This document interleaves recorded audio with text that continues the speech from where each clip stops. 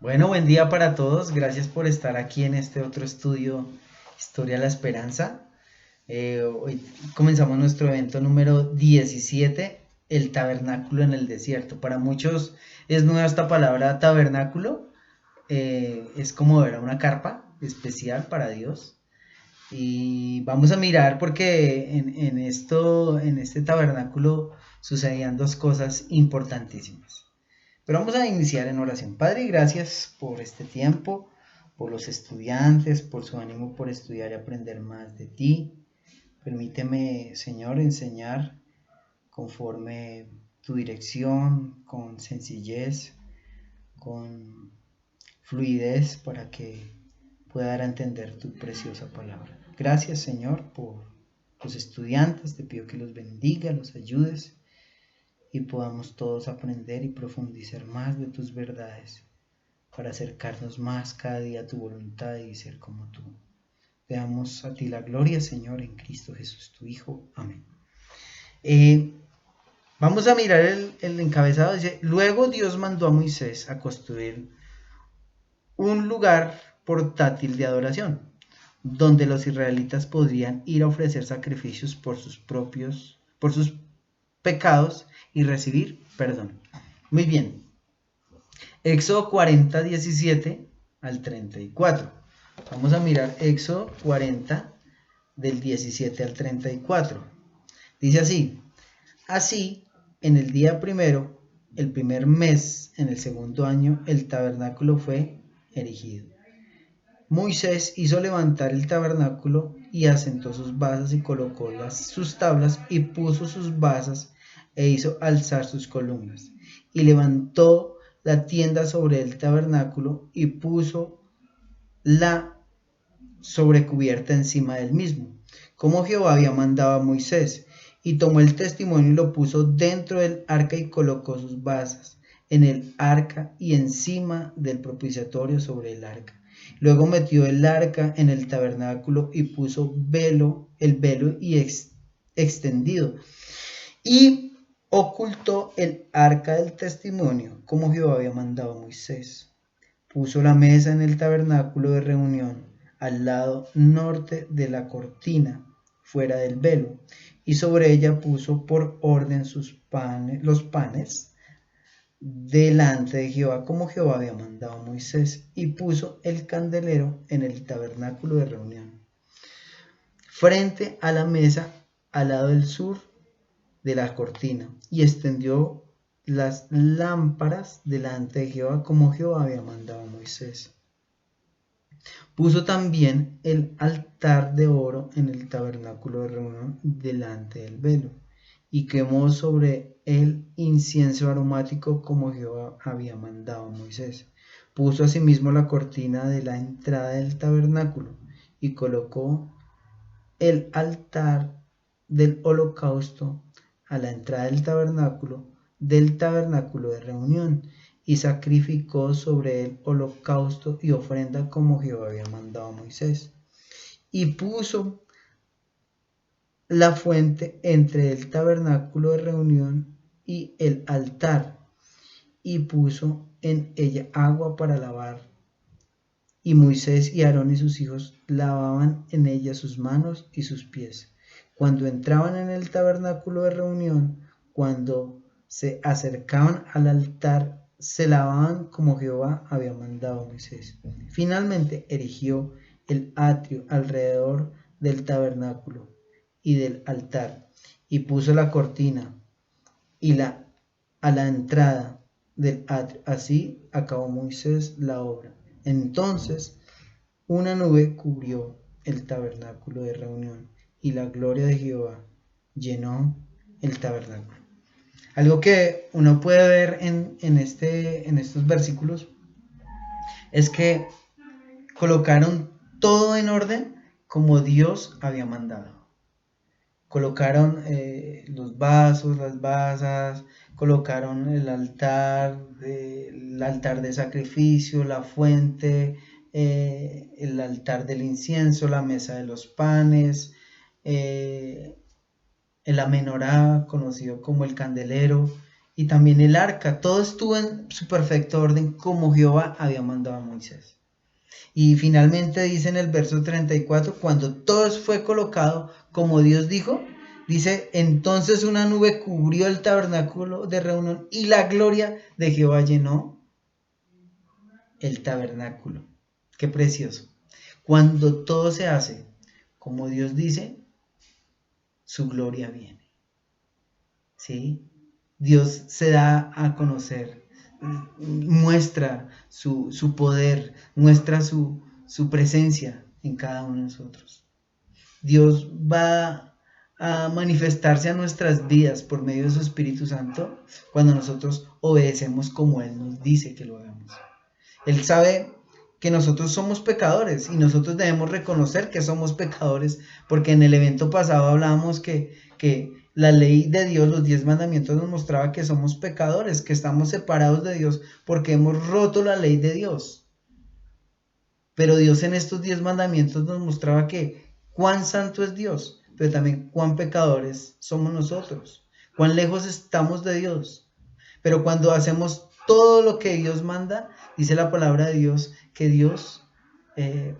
que viene su gloria sobre nosotros. Y que ha venido sobre nosotros, su Espíritu Santo ha venido sobre nosotros porque Dios ha mandado que el hombre se arrepienta de sus pecados, que entienda que Él es un injusto, que es un pecador y que tiene que rendirse a Dios y decirle, Señor, soy incapaz de alcanzar tu santidad, pero tú me mandas que confíe en Jesús, que es perfecto y santo.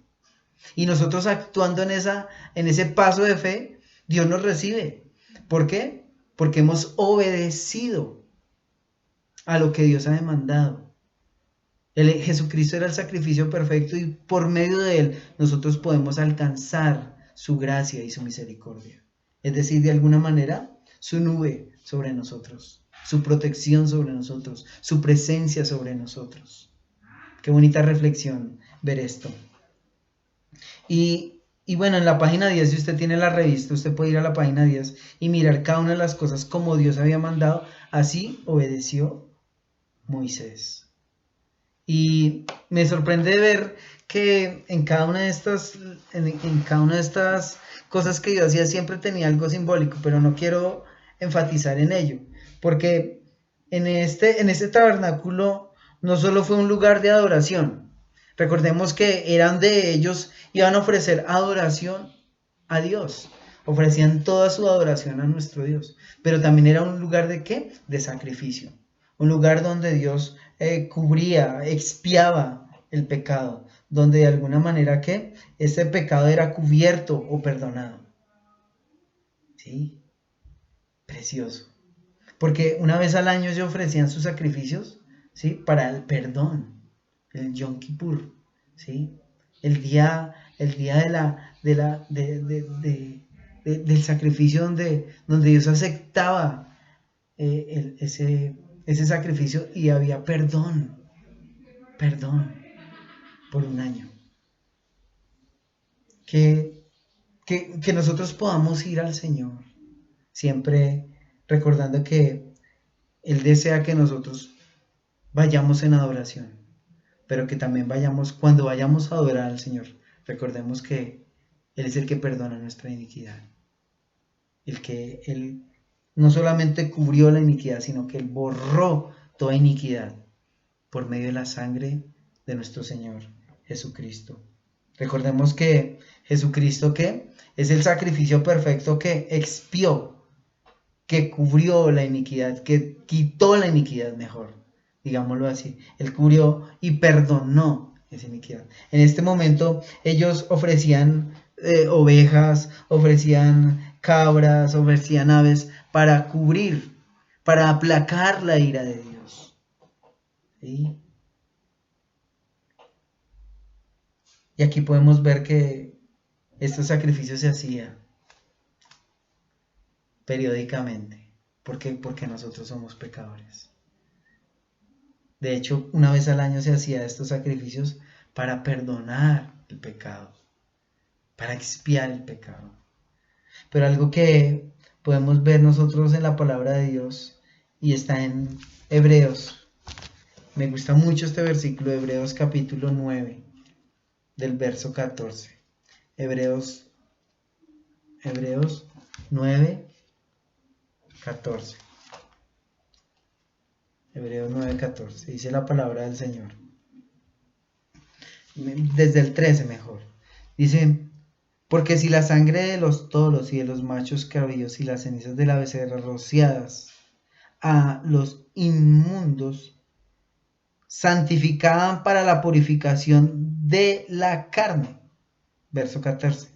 Cuanto más la sangre de Cristo, la cual mediante el Espíritu Eterno se ofreció a sí mismo, sin mancha y a Dios, limpiará vuestras conciencias de obras muertas, para que sirváis al Dios vivo. Dios aceptará ese servicio en santidad, en pureza. Dios no va a aceptar un servicio con pecado, sucios, de maldad. Pero nos podemos acercar a servir a Dios, ¿por qué? Por el sacrificio que hizo Cristo, su sangre derramada. Dice, si la sangre de esos machos cabríos, ¿sí? Eran útiles y purificaban de alguna manera la carne, dice en el verso 13, cuánto más la sangre de nuestro Señor Jesucristo limpiará nuestras conciencias de obras muertas para que podamos servir al Dios vivo. Esto nos debe animar a cada día buscar del Señor, apartarnos del pecado, apartarnos de la maldad, porque servimos a un Dios santo, a un Dios vivo, que sacrificó hasta su última gota de sangre para que podamos nosotros acercarnos a Él confiadamente, al trono de la gracia, para hallar misericordia y oportuno socorro. Esto nos debe animar. En Levítico, yo quiero que vayamos a Levítico capítulo 1, del 1 al 4. Levítico 1, devolvámonos otra vez. Levítico 1. Levítico 1, del 1 al 4. Dice acá, Levítico 1, del 1 al 4. Dice acá, llamó Jehová a Moisés y habló con él desde el tabernáculo de reunión diciendo, habla a los hijos de Israel y diles, cuando alguno de vosotros ofrece ofrenda a Jehová de ganado vacuno o ovejuno, haréis vuestra ofrenda. Y si su ofrenda fuere holocausto vacuno, o sea de vaca, macho sin defecto, lo ofrecerá. De su voluntad lo ofrecerá a la puerta del tabernáculo de reunión delante de Jehová, y pondrá su mano sobre la cabeza del holocausto, y será acepto para expiación suya. También había otro sacrificio que colocaba en su mano, y era como un símbolo que todo el pecado caía sobre el animal, ¿sí? Quedaba sobre el animal. Y todo nuestro pecado también cayó sobre Jesucristo. Jesucristo es el Cordero de Dios que quita el pecado del mundo. Algo que podemos ver en la Escritura, y es que usted y yo somos pecadores, pero Jesucristo cargó ese pecado, cargó en la cruz ese pecado que nosotros teníamos, Él lo llevó. Y el castigo que nosotros merecíamos, Él lo llevó. Con Cristo estoy juntamente crucificado y ya no vivo yo, mas Cristo vive en mí. Qué precioso es saber que con Cristo yo mismo fui crucificado, porque mi pecado fue allá clavado en la cruz del Calvario. Él tomó esa iniquidad y ahora nosotros podemos ser aceptos en Dios. Que tú y yo podamos recordar que vayamos finalmente a Gálatas. Si usted tiene su Biblia, rápidamente Gálatas. Dice así, Gálatas 2:20. Gálatas 2:20. Dice así, con Cristo estoy juntamente crucificado, y ya no vivo yo, mas vive Cristo en mí.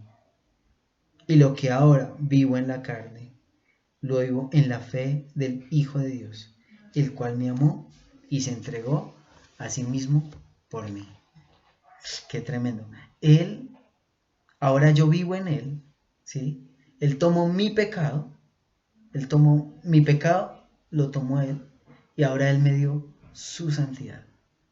Y ahora yo habito juntamente con Él. Y dice la palabra de Dios, esto es una promesa para aquellos que se rinden al Señor. Dice, con Cristo estoy juntamente crucificado, ¿sí? Como este corderito. Y ya no vivo yo, mas vive Cristo en mí. Y lo que ahora vivo en la carne, lo vivo en la fe del Hijo de Dios, el cual me amó y se entregó a sí mismo por mí. Él cargó mi iniquidad. Y Él me dio su santidad. Y ahora usted y yo podemos acercarnos a Dios confiadamente. Esto es gracia. Esto es misericordia. Que tú y yo podamos recordar. Hay otro versículo, me queda un tiempito más. Colosenses, ya lo he hablado varias veces, pero Colosenses, bueno, vamos a ir a Filipenses, perdón. Filipenses 2, 6.